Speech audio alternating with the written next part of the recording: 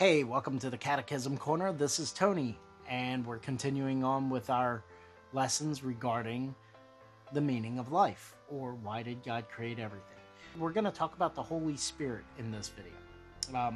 Who's the Holy Spirit in what we call the Holy Trinity? Because, us Catholics and everybody will see us saying, oh, they're always making the cross, they're always doing this and that sort of thing. Well, it's the name of the Father, Son, and the Holy Spirit. Three parts of the same God. Okay? So, the Holy Spirit is the third part of God that lives within us. Okay? It is our connection because Jesus, when he walked on earth with us, and you can find it in the Bible, he promised us an advocate, a guide, okay, to help us to become better. Okay? And effectively, it is what the best explanation about our conscience. When I say like conscience, I don't mean like the consciousness or or similar to, like when you think about that movie Pinocchio. Let your conscience be your guide, sort of deal. Yeah, that sort of funny thing. That's what that's about. It's that connection. So I'm going to read a little excerpt from my journal here to kind of help explain this. That connection is the Holy Spirit, which acts as our conscience. God impresses his thoughts upon us and his feelings. When we break the commandments, we get a sense of guilt.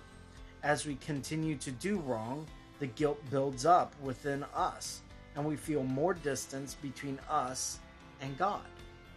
Okay, so that's what you need to keep in mind, why you feel guilt, why it compounds upon you, and the frustration that occurs within yourself is because that guilty feeling. And it's hard for us to release that, okay?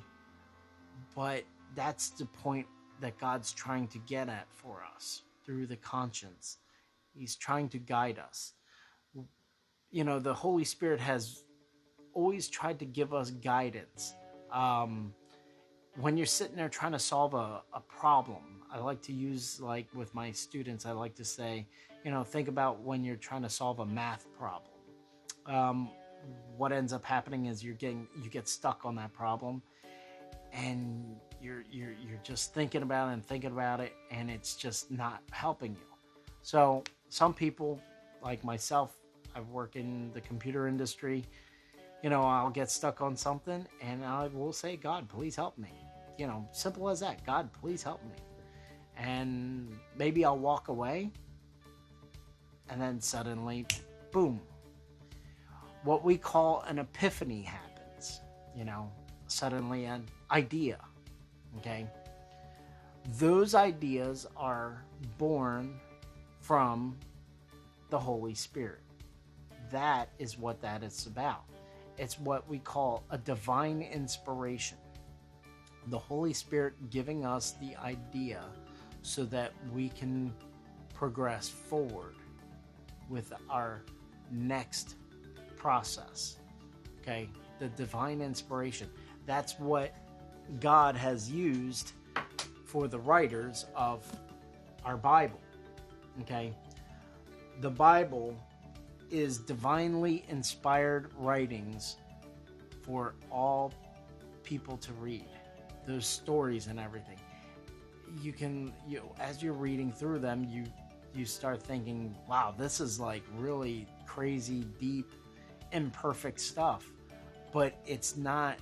If you don't take the Bible literal and you actually read it through different lenses like you're supposed to, because there's different books and different types of writing inside of it, you start to see the real truth behind it.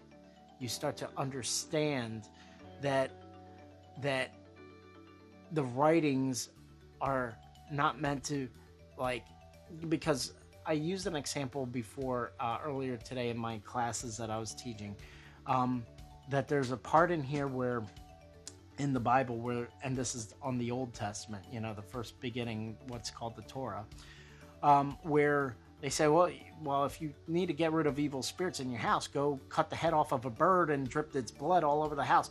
Can you imagine doing that today?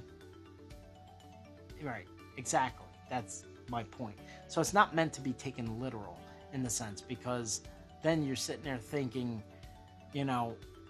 that you have to go and start doing all kinds of different things around your house in order to ward off evil. That's not the point of a lot of the stories that are in it, especially in the Old Testament. That's some of the stuff that really is taken way out of context. Okay, the Old Testament is inspired writings. Okay, prophets, for example, like prophet Isaiah. Okay, and if you look at their concepts of what they're talking about, they talk about the coming of Jesus Christ. Okay, so when you look at the Bible, just make sure you keep that in mind, that this is inspirations, okay, through the Holy Spirit, things that inspired people, okay, to come closer to God. That was the point of it. Okay, you will find love and happiness by opening your heart to the Holy Spirit.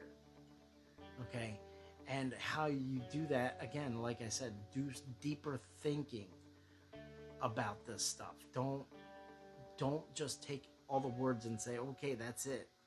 You got to look beyond the words on the page and think about it deeper.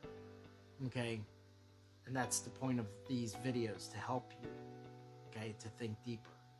So hopefully you're following along in the videos, so that it all makes sense. Okay, because all of these lessons are going to come together in what we get to as the meaning of life. So remember, we had free will, we talked about sin, we talked about good versus evil, we talked about God. We're going to keep going through, and we're going to get to the final point of what is the meaning of life. Okay, and that's once you see it all, it will, the overall aspect of it, it'll make sense. I promise you that.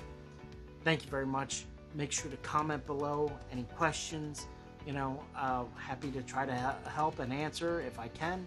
If you like this video, subscribe to our channel below and click the notification bell for when we upload new content.